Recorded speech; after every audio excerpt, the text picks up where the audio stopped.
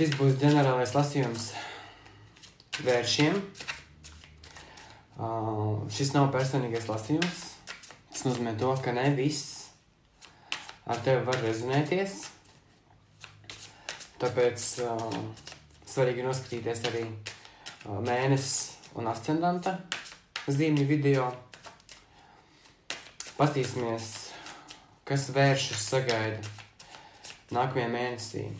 Šī brīža enerģija, izaicinājums, iespēja, attiecības, darbs, kas ir jāatlaiž, negaidīties, ko tu neredzi, uz ko jāliek fokus un padoms.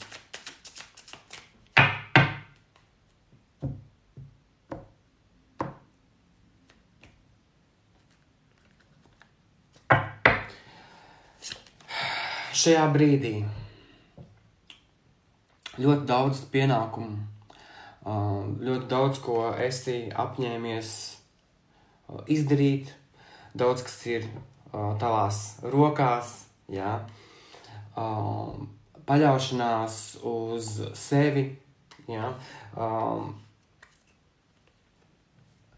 Kavas apakšā mums ir enerģija, kura stāsta par to, ka kaut kas tavā dzīvē ir apgriezis tevi kājām gaisā, reāli, burtiski. Un tā ir diezgan, teiksim tā, negatīva enerģija. Kāpēc? Trūkst pašpārliecinātības, motivācijas, spēka. Es jūtu to, ka kāds no jums grib padoties un neredz izēju kādā situācijā. Nav skaidrs, kā rīkoties. Sajūta, ka es dodu visu, bet kur ir šis rezultāts, ko man saņemt atpakaļ. Un tieši tāpēc šajā brīdī liekas, ka tam, ko tu dari, nav reāli rezultātu. Ja?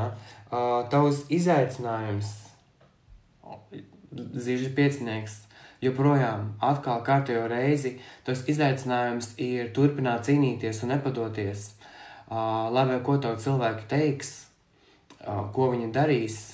Un šeit tam, ko tu dari, ir nozīme, ir ļoti svarīgi, un tas ir noteikti tā vērts, un tev būs cilvēki, kuri nepiekritīs, būs cilvēki, kuriem skaudīs tavi panākumi, jo, lai arī, ja tu esi uzņēmies šobrīd daudz, un tev ir daudz pienākumu un lietu tavā dzīvē, tas vienkārši pārbauda to, cik tu esi stipri domām, mēģina atraut no tā,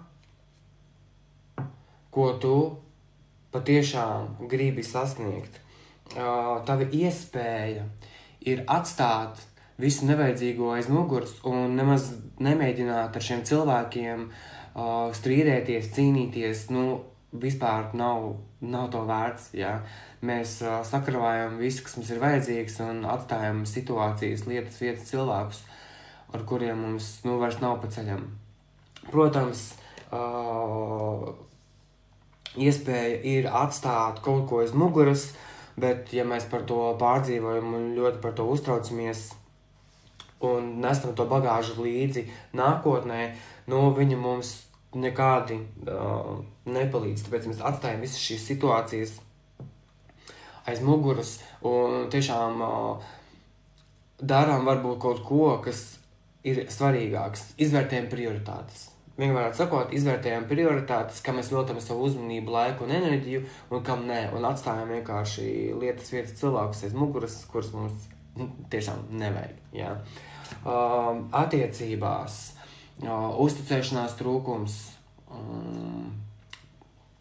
attiecībās nespējam paļauties, ja esam noslēgušies, kaut ko negribam saredzēt.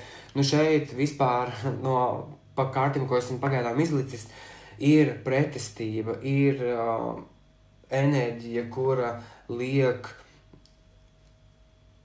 man jautāt, vai tiešām ir tik grūti, kā liekas. Jā. Tiksim līdz galam, sazīmēsies noteikti visi kopā. Jo nevelti mēs esam upuru pozīcijā, nevelti mums ir vēlna enerģija, kas atbild par negatīvajām lietām mūsu dzīvē, jā, un tieši tāpēc mēs esam sevi kaut kādā veidā ierobežojuši no citiem, jo mums ir ļoti daudz darāmā šajā brīdī, jā. Nauda, darbs, jā, zobenu dūzes, ideja, uzrāviens, jauns domu gājiens, vēlme īstenot, realizēt savu plānu, un līdz ar to, jā, varbūt kādam no jums attiecībām nav laika, un mēs ejam, daram, cīnāmies, domājam par savu karjeru, jā, bet patreiz mēs neredzam, kas mums tur galā sagaida, tāpēc mums ir bišķiņ tāds neusticība pašiem saviem spēkiem, jā, un darbā mēs tad varam attīstīt, realizēt kādu savu ideju ar gribas spēku un tiešām panākt vēlamo, bet mēs nedrīkstam paši sev stāvēt ceļā, lai to iegūtu. Kas ir jāatlaiž? Priesteriene, jā, kas ir jāatlaiž? Nu, šeit noteikti kontroli, jā. Saprotu, ka gribās visu uzreiz, ka gribās redzēt rezultātus, ka gribās šo naudu, gribās šo stabilitāti, šo labklājību, bet viss pie tevis atnāks pareizajā laikā, tu nedrīksti uzspiest un mēģināt kontrolēt visu un tiekties tikai pēc naudas, tikai tiekties pēc varas, pēc labsajūtas, jo, nu,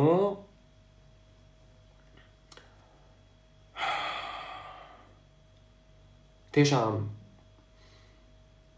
iekšējas pārdomas saistībā ar to, kas ir tava drošība, kas ir tavs komforts. Un tad oktobrī noteikti vairāk domā par savu pašsajūtu un atpūtu un savest kārtībā savas emocijas, lai nav viss tikai darbs, nauda un viss pārējais izpriedis, ko tu dari savā dzīvē, jā. Tā, negaidīties, ko tu neredzi, jā, augstākā tiesa. Šeit cilvēks paceļās augstāk par savu esamības, teiksim tā,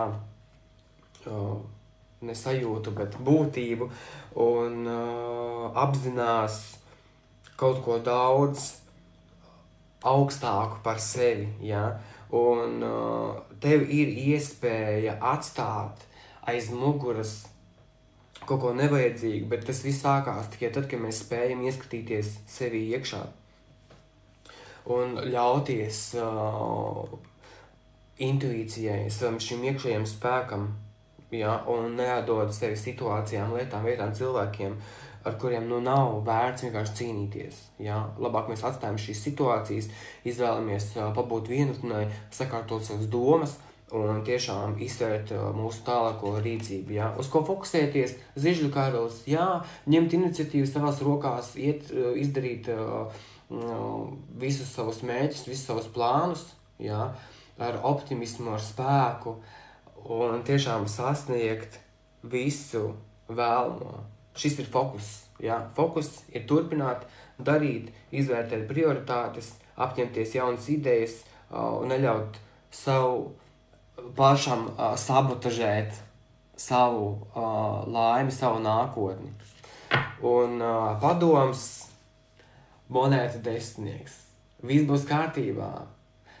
Tu tiešām ļoti interesanti, ka jāatlaiž tev ir imperatori, kas arī atbild par panākumiem, par visu fizisko būtību apkārt, un padoms tev ir monēta desmitnieks.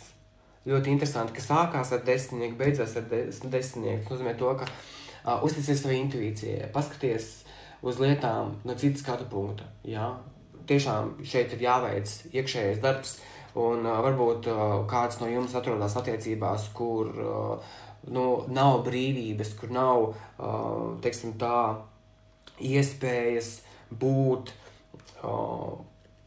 pašam par sevi, ja? Un tad tiešām ir jāatlaiž, imperatoru, ir tā mātišķā, ja? Jāatlaiž ģimene. Jāatlaiž ģimene, jādod vaļa sev, jo tu tiešām, varbūt ļoti daudz dari, visu laiku tev ikdienā ir strīdi, kašķi, un tagad mēs ejam projām, esam apņēmušies atstāt attiecības, atstāt darbu un ņemt virsroku savās